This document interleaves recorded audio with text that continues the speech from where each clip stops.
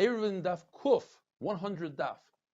Today's amazing emotional email comes from Mata Steinberg. It's an extremely long email. I'm going to just take out a few of the parts here. Today is the first start out of my brother Rachmila Shalom. My brother was diagnosed with being a Machal 17 years ago, etc., etc. Talks about what a tzaddik his brother was. He says, he was looking at himself after his brother's nifta. He says, what am I doing with my life? He was emotionally and spiritually drained, etc., etc. Amazingly, he was offered to have his brother's chassan shas. And he said, I can't just take the shas. He felt honored and immediately agreed and decided he's going to do the shas. He's not going to let this shas sit on the shelf. His best friend, Yisrael, good friend, tells him about the 8-minute daf, and eventually he made his way over to the full shir. Boys say, listen to this. I want to thank you with my full heart. As unbeknownst to you, you saved my life. My best friend and I have laughed, learned, and cried with you. There were times in the beginning when I was reminded of the song Little Kite by A.B. Rattenberg, where I've wondered, does Eli even know of me? Well, I'm sure you must know by now that you've reignited many sparks all over the world. Best thing, and this is the line of the year, Rabbi Isai, best thing that happened to me this year is I'm no longer embarrassed to walk by my Sfarim shrunk. I'm sure my brother's proud of me for doing something productive and taking good care of his shas. Unbelievable. Eruvin Daf Kuf. The Mishnah tells us that if you have a tree, like a willow tree, that there's 10 tefachim underneath, like a room, and the branches go all the way down to the ground, within 3 tefachim of the ground, you can carry underneath the tree, provided that's not more than 2 saw. Why 2 saw? Because this tree is meant for the outside. For the people that are watching the fields on the outside, you're limited to 2 saw. A tree is also to climb on Shabbos because you might break a branch off, and that's kaitzer. If there's a root that comes out of the ground that's more than 3 tefachim, it's also to sit on. It's like a regular tree. Less than 3 tefachim is okay. What if the root went above 3 tefachim and took a dip down and went below 3 tefachim? That we have a machlokes, Rabbi and Rav Sheshes. Rabbi says, at the end of the day, right now, it's below 3 tefachim, so it's okay. Rav Sheshes says, yes, but it comes from a place of Isser. It was above 3 tefachim, so therefore, it's Asr to sit. And this will give us insight to other machlokes. For instance, you have a case of a nigra. You have a tree that's in a ditch. Do we view the tree from the bottom of the ditch, and therefore when we get to the branch, it's way over 3 tefachim and it's Asr? Or perhaps, and therefore it's like the same thing Rav Sheshes says, comes from a makam Asr, or perhaps we view it from the ground, from higher up, and the branch is less than 3 tefachim, it's mutter, according to Rabbah. The same thing would be if you have a tree in a corner of a house, do we view it from the bottom of the tree or from the top of the wall? What about a tree that comes out on top of a roof? Now, the bottom is way below the roots, but I'm standing on the roof. For me, it's less than 3 tefachim. Same shayla l'chayra.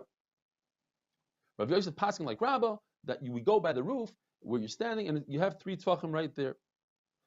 And Rav Sheshes doesn't agree in this case. Why? You would think that perhaps the house is completely full. Sometimes we say a house is considered full. No.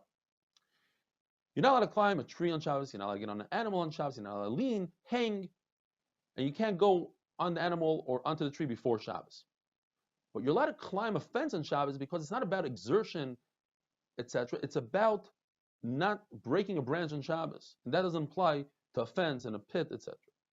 There's a contradiction. It says, what happens if you do climb a tree on Shabbos? Can you come down? One place it says mutter, one place it says zasur. So there's a number of shatim. You could say that the place that says it's mutter is because you went up the tree on Friday, or the place that says it's mutter because you did it by accident, or the place that says it's mutter, we don't give you a special knas shogeg because you might do it b'mezid. Very interesting case. Some karbanos you sprinkle once onto the mizbeach. Take the blood, sprinkle it once. Some karbanos, like a chatas, you sprinkle it on 4 walls of the mizbeach. 2 corners which equal 4 walls. What happens if the blood of 2 karbanos mixed? One is only for 1 wall, one is for 4 walls. How many times do you sprinkle? On the one hand, you could be over on Bal Tigra. You're doing less than the mitzvah. On the other hand, if you do the 4, you could be over on Bal Taisef. What do? So Rabbi Yossi says it's better not to do anything. Shev al Taisa, don't do anything. And therefore, in our case, if you go up a tree, better don't do anything. Sit there the entire Shabbos. On the other hand, Rabbi Eliezer says kum v'asei is better. Do more. So climb down the tree. But you could say that the case of blood is different than a tree. Why? Because by blood, in both, you're trying to do a mitzvah. By a tree, you're trying to avoid an avera, and by doing so, you are doing an avera. On the other hand, every minute that you sit in the tree, every second you sit in the tree, you're over an avera. So perhaps just do one avera, come down the tree, and you won't be over. There's another contradiction. It says in one place that you could climb a tree that's completely dead, a dry tree. The other place it says you can't. We could say one pshat is that it's talking about in the winter. In the winter, all trees don't have leaves. So somebody watching you won't know it's Marasayin. He'll think that you're climbing a live tree that just doesn't have leaves. He doesn't realize that it's dry. He'll come to climb a regular tree, Marasayin. The case that it's mutter would be in the summer without any fruit that you could possibly tear down or pick, and without any branches that you could break.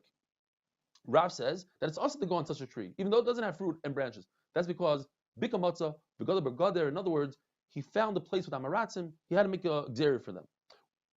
We passing like Reb Shimon, there's a shaila, could you run on grass, play ball on grass on Shabbos, let's say? You might cut the grass. We passing like Reb Shimon that Davar Sheinim Miskaven, if you don't have intent to be over the Isser, you're okay.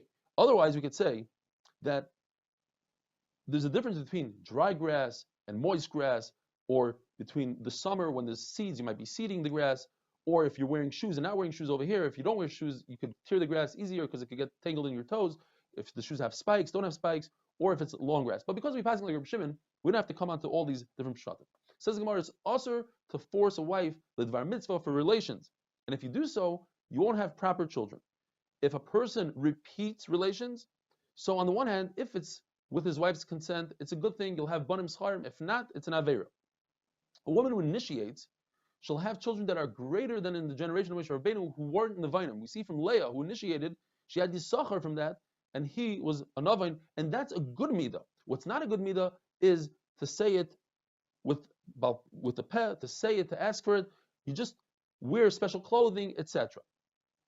Why? Because Chava, you see from Chava, she was cursed with 10 curses. 2 types of blood, dam nida, dam psulim. A woman has tsar bringing up her children, the pain of pregnancy, of birth. She desires her husband when he leaves on a trip, and it says that she's teveya belev, she initiates with her heart and not with her mouth. What are the rest of the klalos?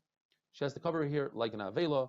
She's not allowed to marry more than one person, and she's considered trapped in jail. She's not supposed to leave the house if she's a tsunua.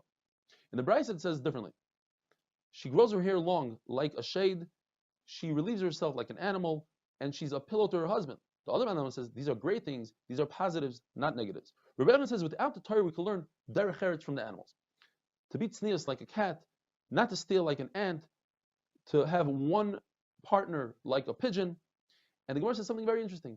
The chicken uses derech eretz.